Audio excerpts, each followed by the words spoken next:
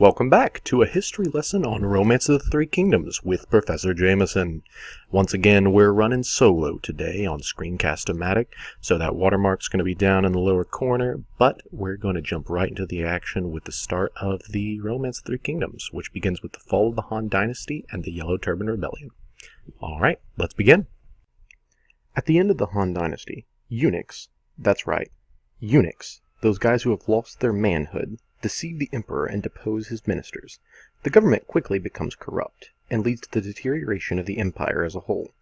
At this same time, the Yellow Turban Rebellion begins, which is basically a group of guys who like the color yellow, led by their notorious leader, Zhang Jiao, who was like, basically Jesus to these guys.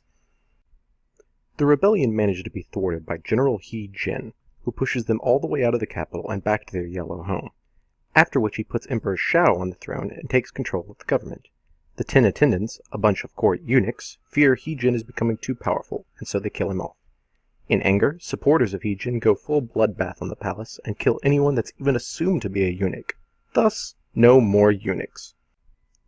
The emperor runs off, but is found by a warlord known as Dong Zhuo, who is basically the epitome of all evil.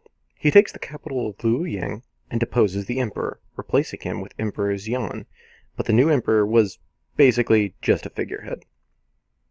Dong Zhuo proceeds to monopolize state power, kill political opponents, and oppress the common people. You know, normal government stuff. So naturally people try to kill him, one of which is Cao Cao, the hero of chaos. Cao Cao fails, but escapes, and sends out a message to rise against Dong Zhuo.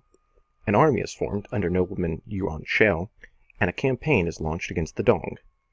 Feeling more than a little threatened, Dong flees the capital, and while doing so, burns it to the ground.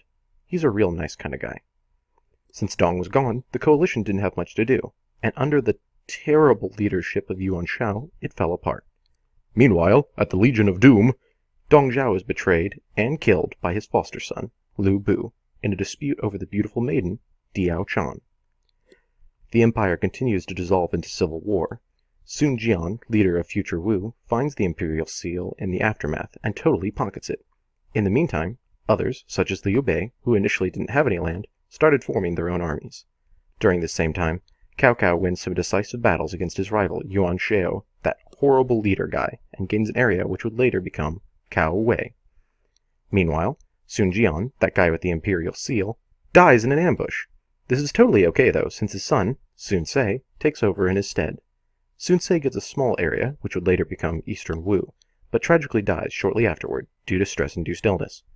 This is totally okay though, since Sun Jian had like a bunch of kids, and his second son Sun Quan takes over and proves to be a worthy successor.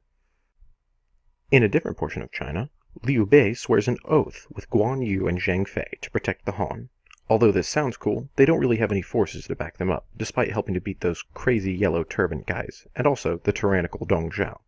Luckily, Liu Bei inherits some land, and he then gives shelter to Liu Bu, who's attempting to escape the wrath of Cao Cao. Liu Bu thanks his host by stealing the province while Liu Bei is away. So, Liu Bei tells Cao Cao where his enemy is gone, and together they attack Liu Bu and execute him. Liu Bei returns with Cao Cao to the emperor's side, but quickly learns of a plot by Cao Cao to usurp the throne.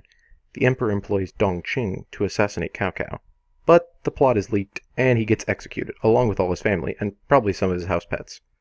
Liu Bei, having already left before the plot was exposed, takes over Zhou province, but Cao Cao attacks him there and pushes him out. Liu Bei establishes a new base in Runan, but that doesn't last long either, as Cao Cao hunts him down again.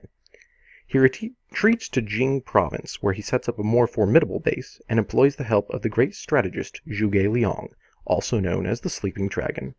The armies of the land muster their forces as the Three Kingdoms begin to fully develop. We'll pick up with this next time on the Battle of Red Cliffs. For now, Professor Jameson is out!